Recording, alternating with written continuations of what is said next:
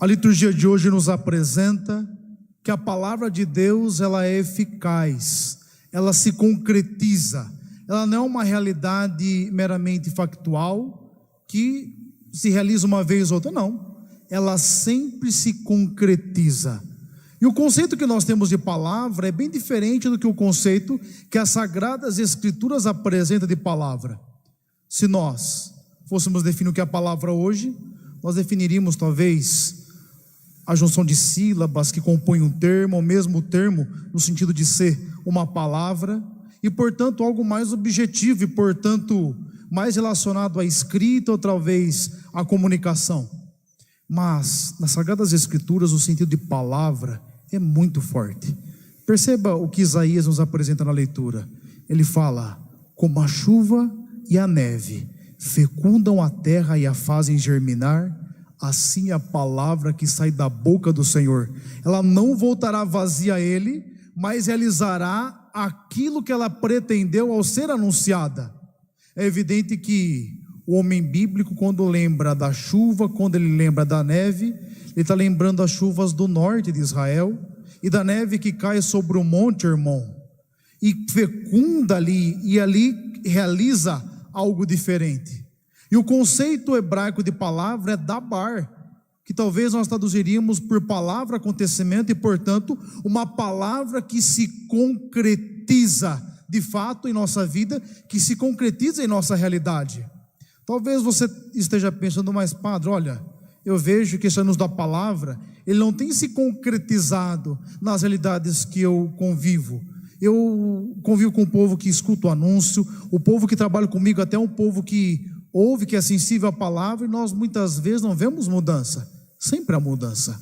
A palavra, ela coloca em evidência e portanto evidencia os erros de quem não a segue e alimenta e fundamenta aqueles que a estão seguindo. Mas ela sempre é eficaz, mas a eficácia total dela é condicionada pela nossa capacidade de acolhê-la. Não que a palavra se deixa condicionar por nós, mas os frutos que nós receberemos dela está condicionado à resposta que nós damos a essa mesma palavra. Olha que interessante a parábola que o Senhor utiliza para explicar como que a palavra se concretiza, os locais de concreção da palavra. É interessante que Jesus, nesse texto bíblico, ele é ao mesmo tempo aquele que apresenta a parábola e já faz a homilia praticamente. Ele já faz a exegese do texto e nos mostra quais são os inimigos da palavra de Deus, os inimigos que nos impossibilitam de concretizar a palavra de Deus, e o Senhor elenca 3. O primeiro é o maligno. Perceba que a palavra que foi lançada à beira do caminho, os pássaros aí significam o inimigo que vem e tira a palavra de nós. É aquele que quando recebe a palavra, recebe sem atenção, a recebem de maneira despretensiosa e logo o inimigo rouba essa palavra. Muitas vezes nós deixamos que o inimigo roube a palavra de nós porque não temos a devida precaução, o devido cuidado.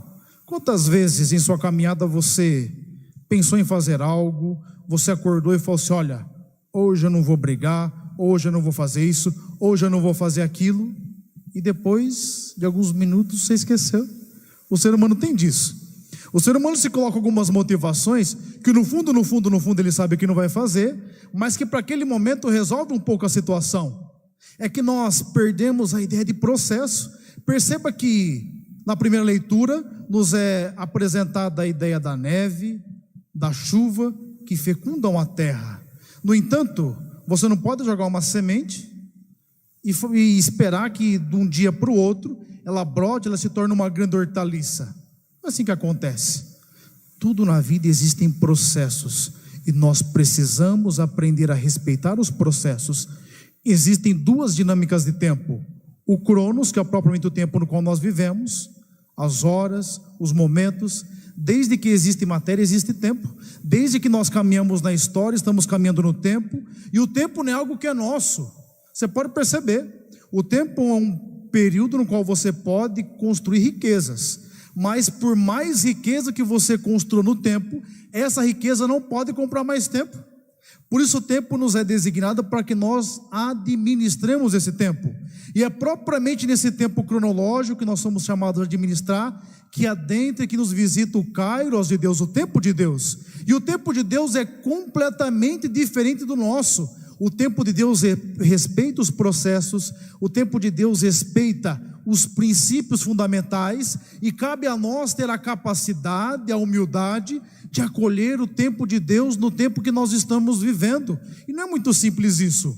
Nós precisamos tomar cuidado com o inimigo que rouba a palavra, mas tem outro inimigo, que é o segundo, que também é tão perigoso quanto o primeiro, que é propriamente a superficialidade. Se por um lado os pássaros roubam, o inimigo rouba aquela palavra que é lançada à beira do caminho, aquela palavra que é lançada num solo que não tem raiz, que é um solo superficial, não cresce. E olha, tamanha a superficialidade desse solo que o Senhor apresenta. O sol, que era para fazer crescer, queima, mata, porque não tem consistência na nossa vida. Se tem um tempo que nós estamos vivendo em que as coisas perderam a consistência, é isso aqui. Se perdeu a dinâmica, o peso dos conceitos, das coisas. O amor é uma realidade que é usada para tudo, menos para o seu sentido fundamental. As instituições já não têm mais o mesmo valor em si. Olha que mundo que nós estamos vivendo. Nós estamos num tempo que a gente tem que falar que a família tem valor. Olha que absurdo. Eu tenho que dizer que a família é algo de valor. Eu tenho que dizer que é importante fazer algumas coisas. Nós estamos num tempo no qual o óbvio precisa ser explicado, porque já não é mais tão óbvio. Hoje, gente que não tem nem percurso de vida se acha no direito de contestar algumas situações que nunca cabem na cabeça. É por isso que algumas pessoas que são jovens há mais tempo aí, quando lembra do tempo da sua juventude, da sua criança, de quando era criança, ou mesmo de como começou a construir a vida, não consegue entender esse povo nosso hoje, que perdeu a consistência das coisas, perdeu a consistência das experiências. É interessante que quando nós olhamos os grandes movimentos libertários, mesmo de todo tipo de liberdade aí, nós olhamos que mesmo aquele povo que se contrapunha a uma moral, seja da igreja, seja a uma moral um pouco mais tradicional, aquilo que eles faziam era sempre em oposição. Então eles sabiam que as atitudes que estavam tomando era para contrariar uma lei objetiva vigente, um jeito de viver. Hoje não, hoje é tudo banalizado, hoje é tudo superficial. Hoje nós temos que tomar cuidado com o que falamos, onde falamos, porque tudo acaba se diluindo, porque nós perdemos a consistência das coisas, porque somos uma geração superficial. E o reino da superficialidade, ele é imenso, ele é grandioso. O reino da superficialidade, ele atinge grandes massas, mas é propriamente algo destruidor, porque nós perdemos completamente as referências. E se tem um tempo que nós não temos referência, o tempo que nós estamos vivendo, é difícil você apontar um norte. É uma realidade bastante complexa. Isso tudo porque nós perdemos a dinâmica da profundidade. Nós precisamos ter raiz em nossas ações. Nós precisamos ter consciência daquilo que fazemos e por que fazemos. Nós precisamos ter valores, princípios que estejam fundamentados no solo fértil da nossa existência. Portanto, o segundo inimigo de acolher propriamente a palavra é a superficialidade. O terceiro é propriamente as preocupações secundárias que vão nos visitando.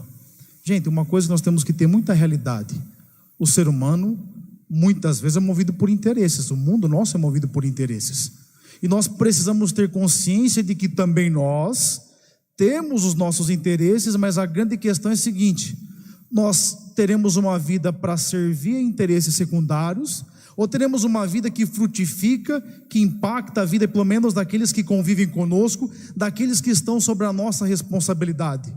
Perceba que essa última semeadura que o Senhor faz é semeada no meio dos espinhos.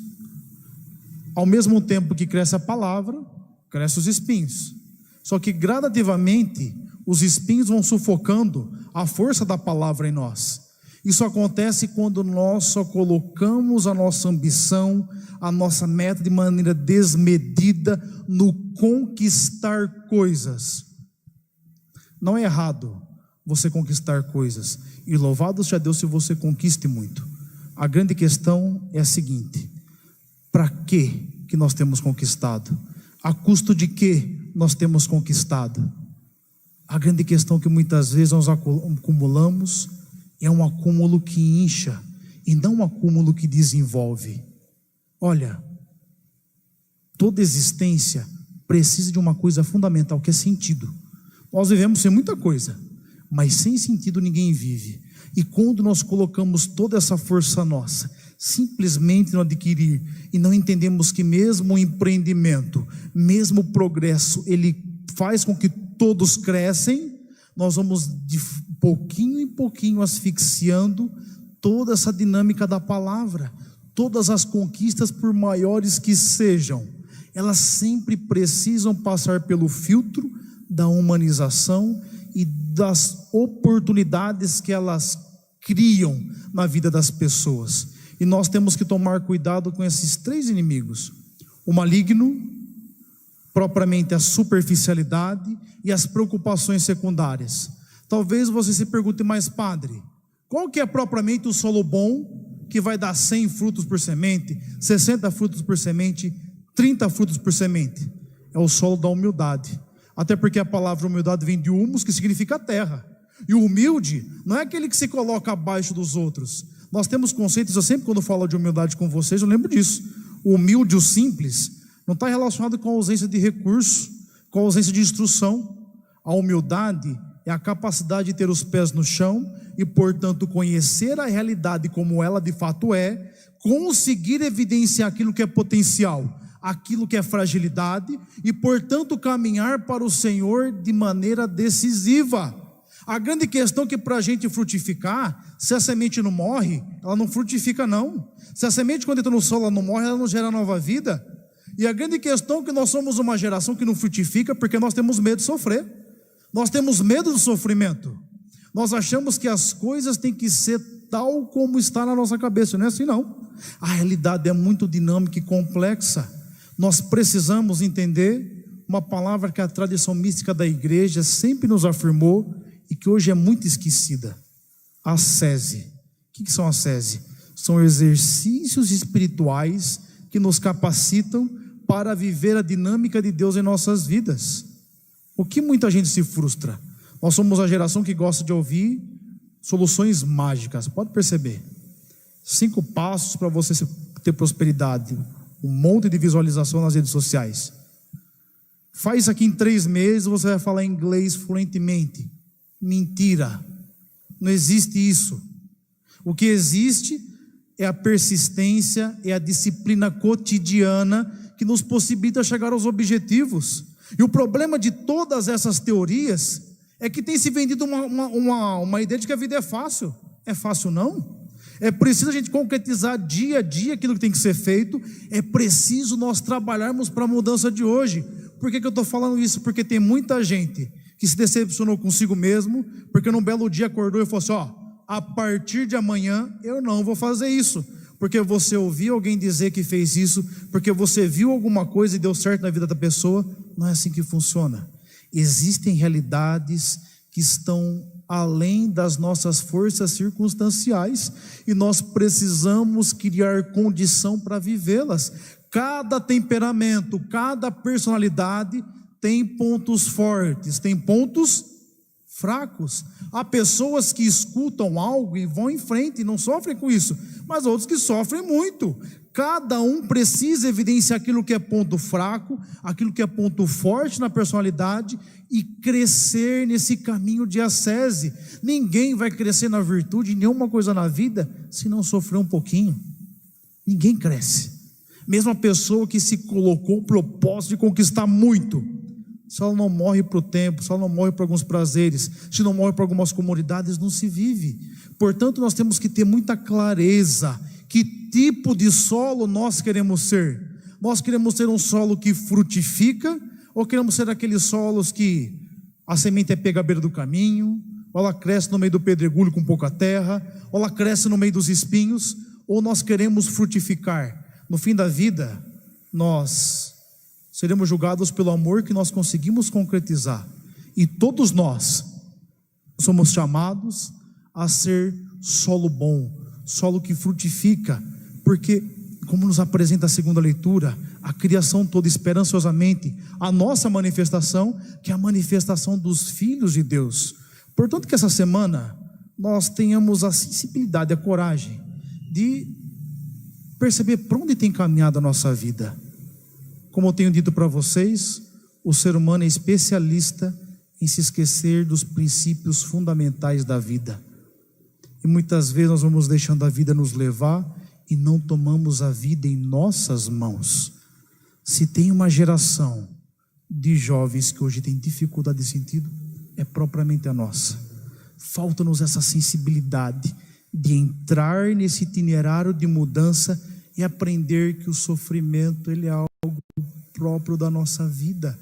Olha só, a bondade dos nossos pais evitam o sofrimento das crianças, e bom que é assim. Mas Deus não vai fazer por nós aquilo que é para a gente fazer. Ele vai conceder a graça que esse solo seja fértil, mas eu preciso também cavar um pouco.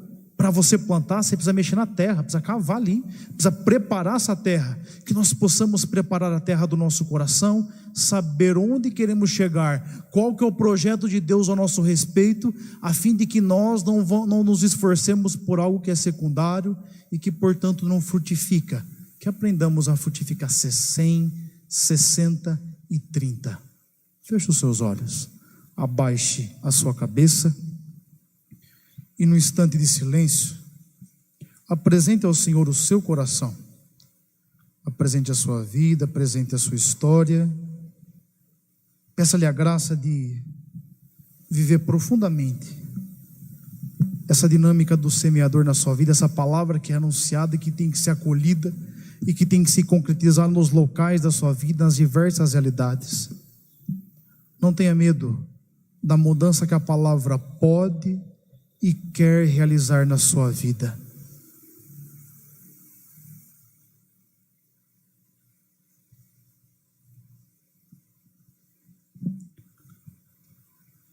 Amém?